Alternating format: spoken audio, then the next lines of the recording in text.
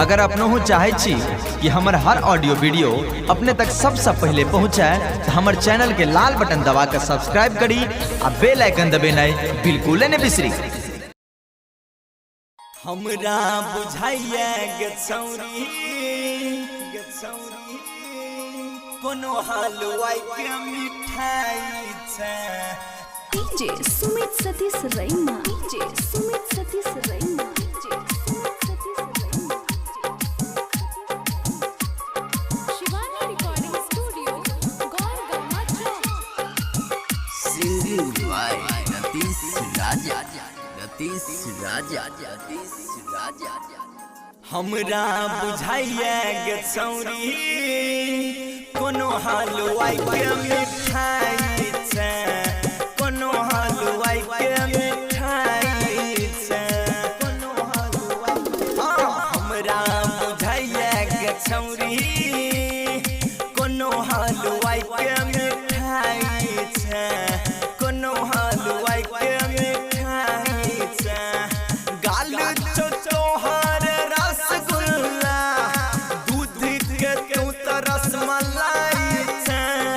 हमरा बुझाइया गछौरी कोनो हलवाई के मिठाई छै, कोनो हलवाई के मिठाई छै, कोनो हलवाई के, कोनो हलवाई के मिठाई छै, कोनो हलवाई के, कोनो हलवाई के मिठाई छै।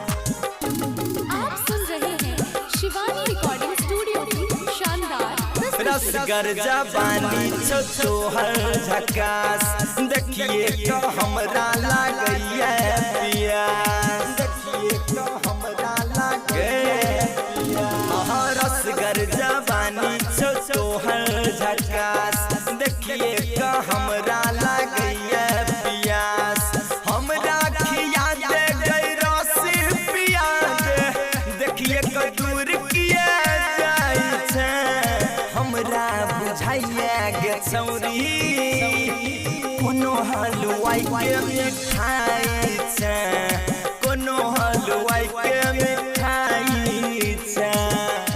गछौरी हमरा बुझाइया गछौरी कोनो हलवाई के मिठाई छै, कोनो हलवाई के मिठाई छै।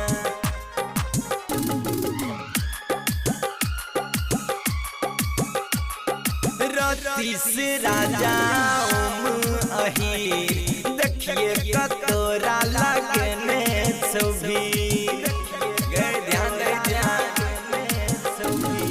रतीश राजा छौरा सुधीर, देखिए कतोरा लगने छवि। बात पर हमरा कले यकीन, एना किया शरमाई छै। हमरा बुझाइया गछौरी कोनो हलवाई के